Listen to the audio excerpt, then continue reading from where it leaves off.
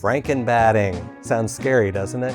It's not at all, and it's a wonderful use of all the leftover scrap pieces of batting that you have, and you know you've got a lot. They're still very useful. You know, like Frankenstein had all his pieces stitched together in stitching lines, that's what we're gonna do with your extra batting. So look at this, I've already started. These are all very usable pieces. They'll be perfect under quilt tops, and just for any kind of quilting project, it's still very usable. Before you piece two of these together, you want to square off an edge, okay, which I have already done. I'm going to attach this next scrap to the overall scrap. It's very simple to do, and I'm going to show you how.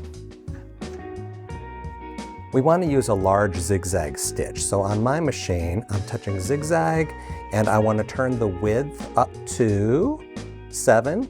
And I'm turning the length up to a good 3. There we go. So now just place the two pieces of batting next to each other, don't overlap. And sew the zigzag stitch all along that join.